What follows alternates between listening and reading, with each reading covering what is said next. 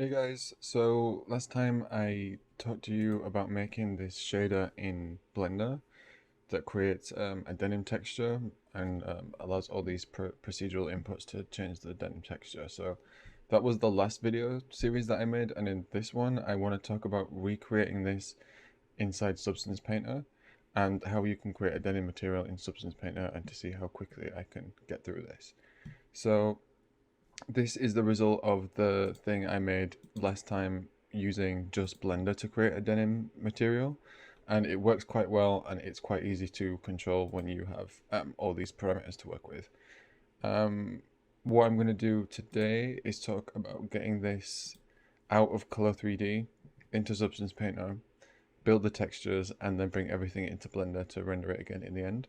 There's been some updates to Substance Painter since I made the last series about creating leather jackets and stuff, so I think it's good to show you guys how the new one is looking. It's quite similar, but there's just some changes to the features, especially for baking. So this is in Clo3d. I've finished making my look, everything's ready to go. I've set out my UV tiles in the UV editor in this section up here, so go to your UV editor and lay everything out. I've tried to space this out as much as I can to get a good texture resolution, and it's taken up quite a few tiles, but for a high resolution output I think this is fine.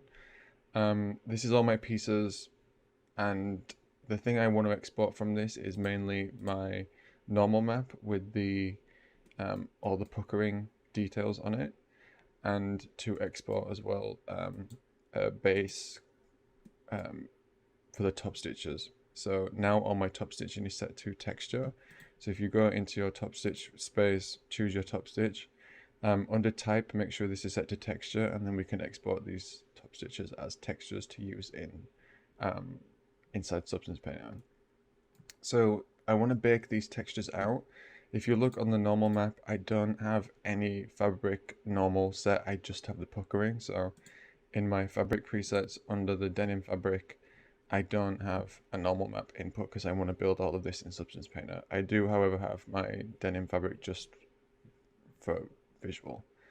I'm going to set the color of this fabric to black and apply it and close. And I'm going to just click this bake button right here.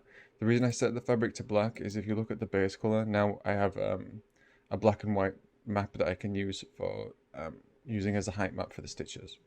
So click this button here with the bake textures, like the second one down, and choose the path that you want to save this in. So I'm going to save this in this folder right here, and I'm going to make a new subfolder and call this Clo texture bake. And this is where I'm going to send this all to, and I'll just call this denim dress. And I've got diffuse selected because diffuse is this black and white map that I've created here, and I want to select normal as well and export these two at 4K resolution. And make sure you've got all tiles selected, and then just click save. And then in your file, you should have a series of these textures starting to appear. They're going to bake all of them out and then appear in this subfolder that we've created. So when this is done, we can then go and export the object itself. So this is now finished. I've got 6 tiles for the top stitches, and I've got 6 tiles for the normal map. So that's good. I'm then going to go to File, Export, and I'm going to choose OBJ. And again, I'm just going to navigate to that same folder as before. And I'm going to just put it in this folder here, and I'll call this thin dress because I'm going to do a thin export. So choose thin, choose unweld, and don't select the avatar. Do select the graphics and trims because we want all the other components. This is set to meters for Blender. I've got unified UV coordinates selected, and then we're good to go. So I'm going to click OK. And then I'm going to do it one more time for thick. Just for when we make the render in the end, if you want to do some close-ups, we probably want a thick mesh. So I'm going to choose thick, not the avatar. Everything else okay. And just as a note on this, my mesh is set to quads. So I've set this to quads in case I do want to use subdivision or sculpt on this again. This is easy to do if we set the whole mesh to quads. So just a note on how this is being exported. And now what we want to do is go into Blender. So if we open up an instance of Blender,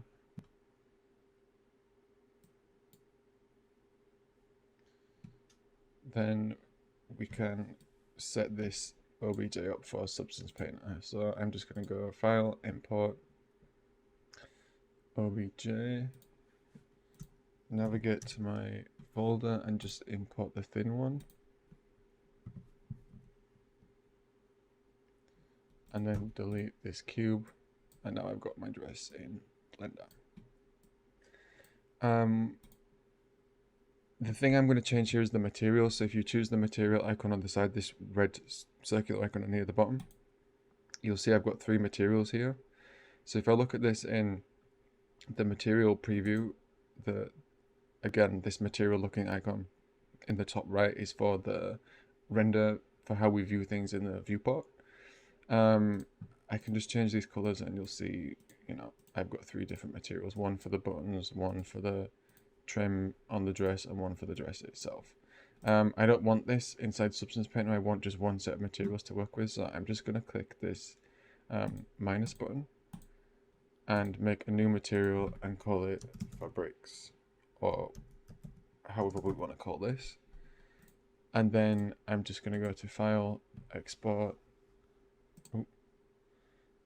OBJ, and put it back in that the same folder I was working in, and just call this Substance Export, just so I know that this is the one that I'm going to work with inside Substance. Limit to selected objects only, and then just click Export OBJ. And now we're ready to go into Substance Painter now that we've kind of combined all of these material slots. So if I go down here and bring up Painter, Substance Painter, I'm going to go to File, New.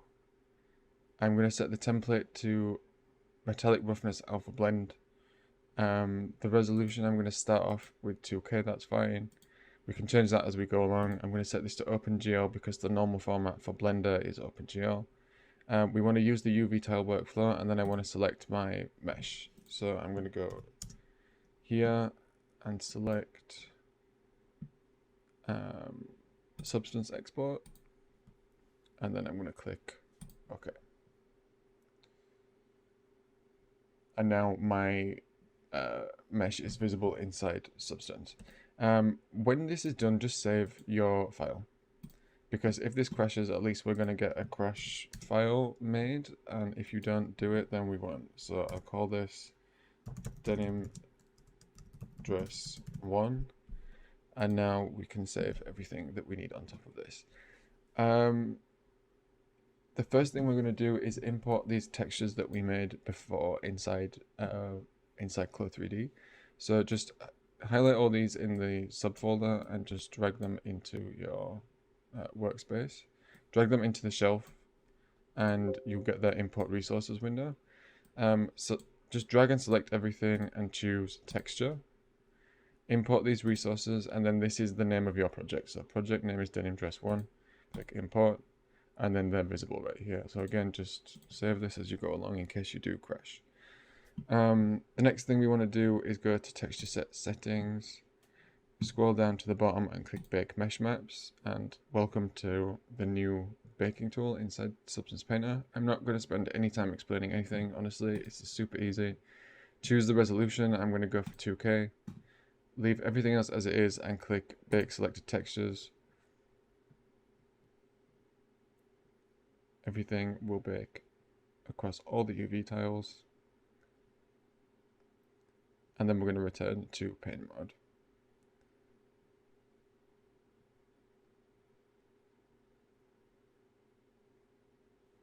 Almost done. And this will allow us to work with all the generators inside Substance. So we go now to return to paint mode. And you'll see that actually, I think our ambient occlusion is being applied to this. So there's some occlusion of the shadows. Yes, you can see it on this map here as well. There's a shadow now like underneath the color. So we want to start now to build a material and then build layers of detail on top of a base material. The base material we're going to need to export from Clo3d. So if I just jump back into Clo, I want this texture. I like this denim texture, and I can find this if I just search here like I did. Just click here and you can view your denim the resources associated to this this Clo3d project. All I've got right now, actually, I don't have the normal map because I deleted it. So if I do this, yeah, I'm going to add another fabric. So I'm going to go to library, fabric, and then let's just do denim raw.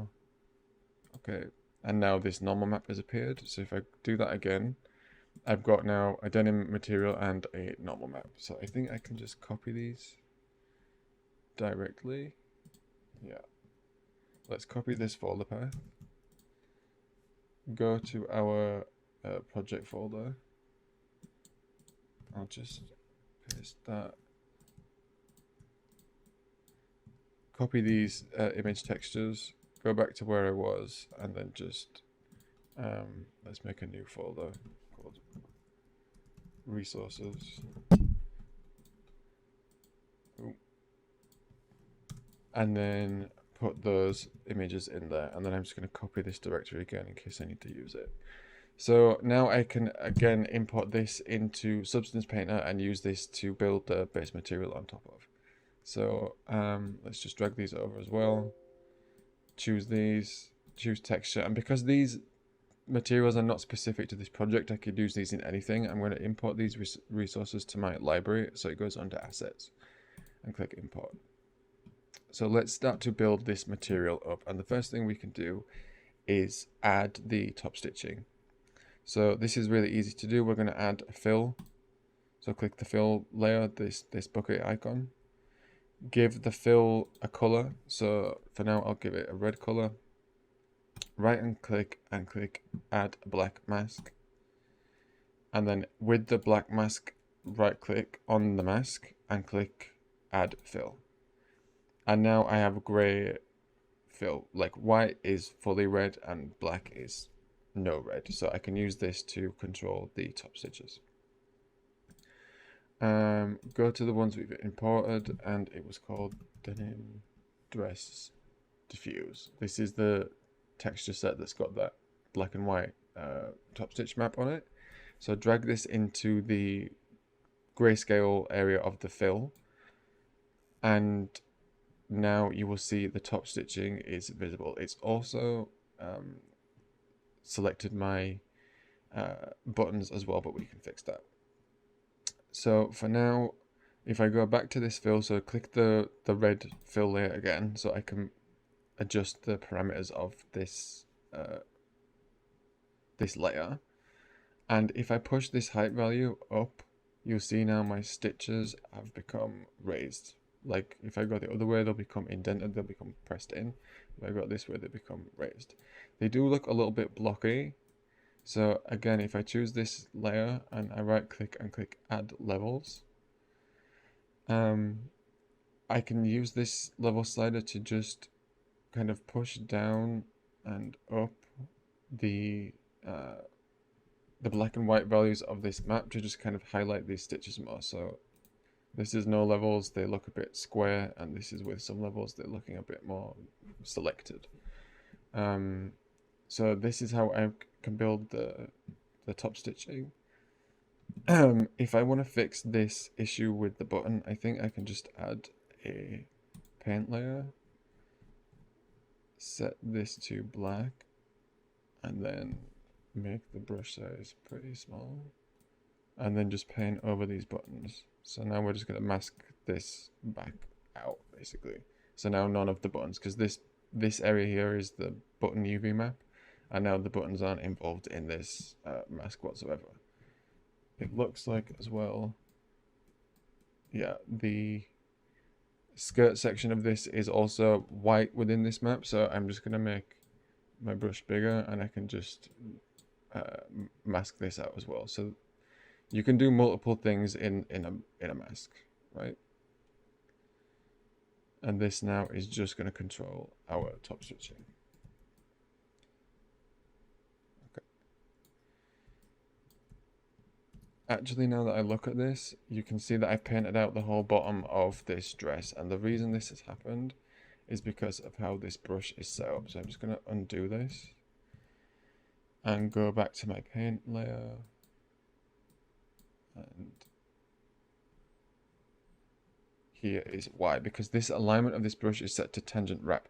So this is gonna paint over anything that this UV wraps across. So like, because this brush fits here, it's gonna paint the bottom edge of this dress. If I set this just to UV and then repaint this out, you see now I'm only affecting this one UV tile. I'm not wrapping around the rest of this mesh. So the alignment of your brush will affect how you paint on the mesh or on the UV tile. So in this case, I want the alignment to be set to UV. I'm going to rename this layer top stitch, and then we're good to go. Like, the top stitches are now visible. I've got red stitching, but we can change the color now whenever we want. Underneath this, we want to start to build the base layer of the fabric. So if I add another fill and put this underneath and just give this a random color, so I'll just give it blue. I want all of this to go in a layer, in a folder, so that I can just build all these layers inside a folder and then eventually make a smart material. So I'm going to add a group, drop this blue layer into this folder, and then I'm going to add a black mask because I don't want this blue to affect this piece of fabric. Because if I look at the references for this fabric in the bottom is like a different type of fabric than in the rest of this dress. So I want to mask off this piece to be textured separately. The way we will do this is with this black mask added, we can go over to the paint mode and choose polygon fill. And then up here, if you choose this one called UV chunk fill, we can choose just basically drag and select all the UVs that we want to affect. So I'm just going to drag across this in all the directions and just leave out this one on the end, because this one on the end is the separated fabric. So again, I can now add another folder. I can call this one denim because this is my denim material, and then I'll call this one dress trim for this trim on the bottom, and then just add a fill into this layer and give it a color. Let's just give it green.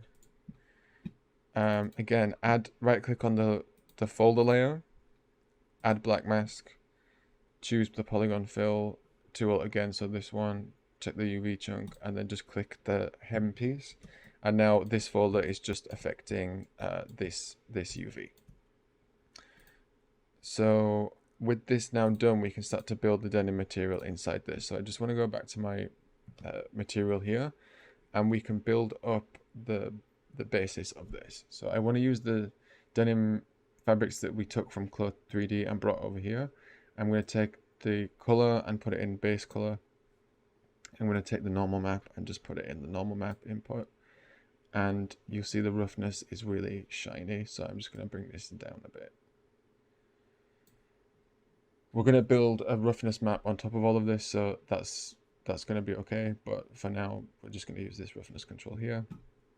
And then start to increase the tiling a little bit. Don't go too far. If you hold shift on the keyboard, it'll make this less sensitive, this when you drag a slider. So just hold shift on the keyboard to make it go a little bit easier. The scale, not too fine, not too big. Let's talk about this for now. Right. If at any point we want to change the resolution, like right now I'm looking at this in 2K. If I go to texture set settings, I come to the general properties here and I look at size. This is set to 2048, but if I set this to 4096, Substance Painter will reload this at 4K. and you see now the texture resolution at 4K is a lot more detailed. But this is going to be a bit more heavy to work with, so I'm just going to set the size of this back to 2K for while we're building this up. But we can jump in and out of resolution as we go. Let's save this as we go, and then start to build up the rest of this material. We do actually want to section off these buttons, so let's go back to layers and section off the buttons.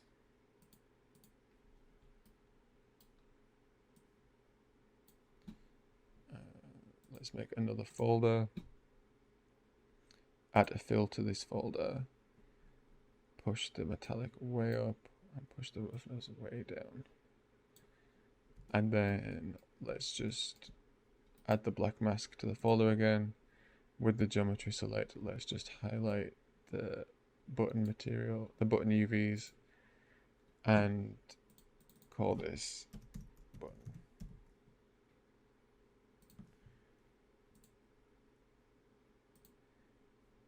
And there we go. Now we have some metallic buttons on this. Again, we can change these later. We can go back into this material. If I can spell buttons correctly. We can go back to this and change the properties of this afterwards. But now we're just going to focus on the denim and then come back to this layer stage. So if we go back to this denim folder, we can start to use the generators now to work on top of this, but I want to just change the color of this base denim because it's really dark, and I want this to obviously look like this blue washed color and not like this really dark raw denim color. So the best way to do this would be to right click and click add filter. Under this filter, look for a gradient, this one with the red side to it, and this is just going to turn our texture into whatever color values we want. And I want to turn this black one into something blue, and maybe make it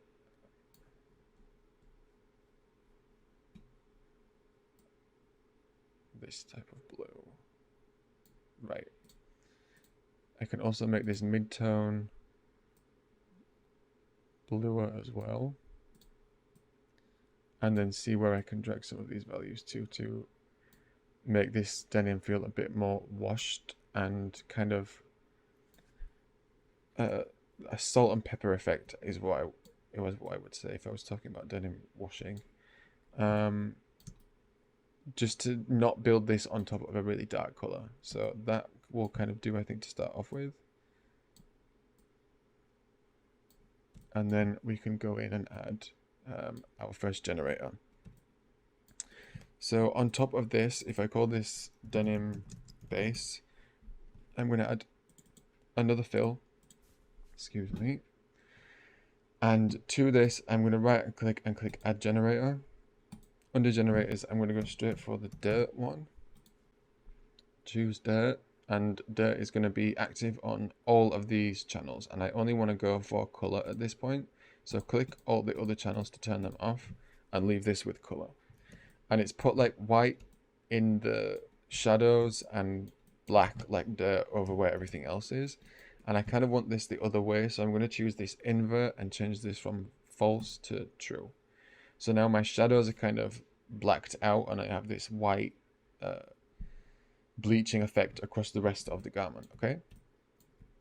I can change this, how this is being generated using all of these parameters here. So again, dirt level, dirt contrast, soften this off a bit.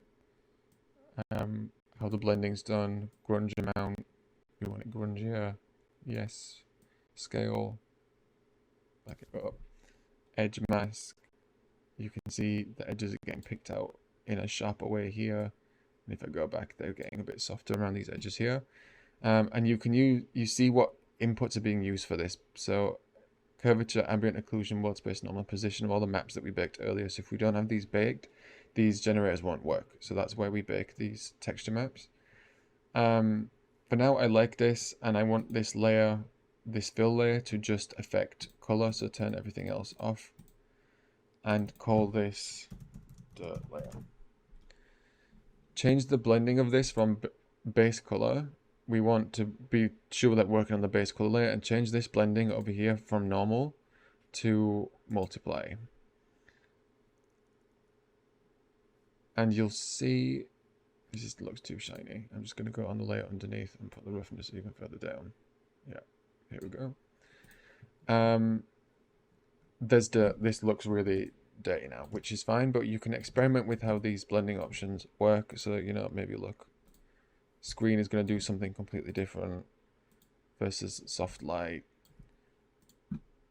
vivid light. You know, go through this and see which ones get a good effect. I'm just going to go for multiply, and I'm just going to change the intensity down to maybe 80 something.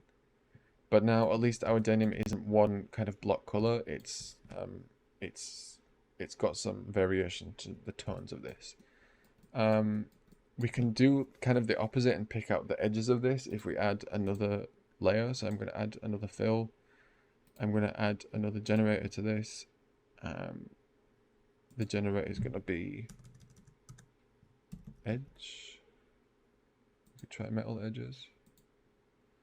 And again, we just want this to affect color. So turn off all these other channels. And on this base layer, I'm just going to turn off everything again except color, so I'm not affecting roughness or anything. And let's go back to the metal edges one. Under parameters, we can look at the wear level. So how much of the edges of this is being selected. So I'm going to bring this down just to get these highlights here. On these parts of the garment that would become more washed because they're further out.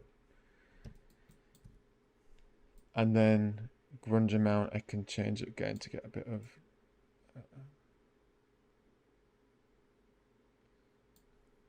a bit more like wash effect on this. Change the smoothness of the edges. A bit of occlusion. Again, you could play around with all this stuff for hours, and I advise that you actually do, because then you're really going to know how all these generators work. We could again invert this. No. What I'm going to do with this one now is change the blending option from normal to screen, so I get left with the white edges and the black kind of gets taken away, and just bring this down, this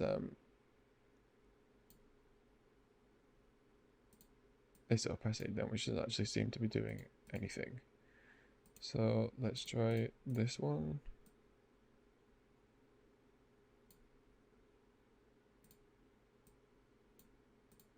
Oh, we try with overlay.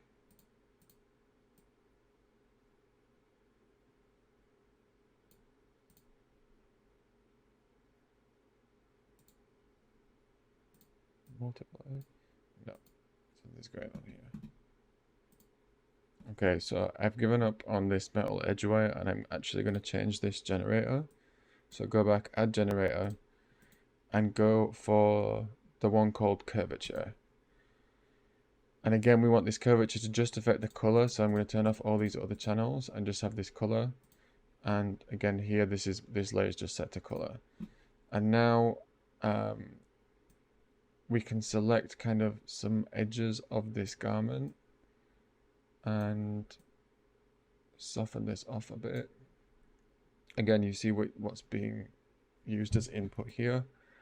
And if I change this blending to screen and I bring this down, I can just add like some highlight into the base color of this fabric.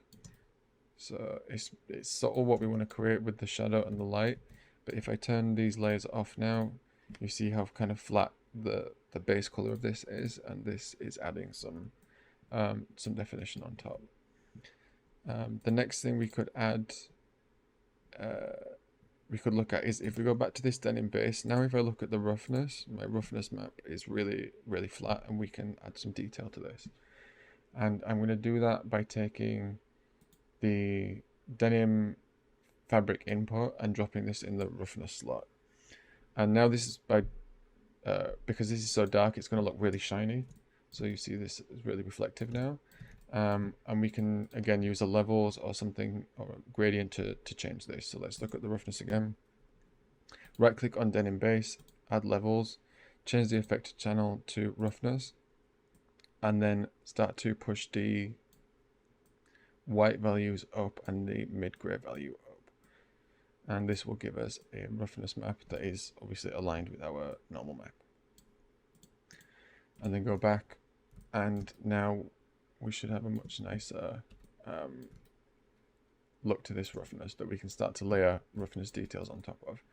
I'm going to stop this video here and continue in a part 2 because I think I've gone on long enough for now. But you can see how these layers are getting built up, how we've sectioned off different areas of this model, and then in the next part I'm going to show you how to build up more layers of roughness and wash effects on top of this using noises to make this look more like the denim in the reference. I'm just going to change this from red because I don't want this to be red. Let's make it a nice dark brown color. Yeah, there we go. That looks more accurate. So let's save this for now, and I will see you guys in part 2 where we will continue to add details to this garment.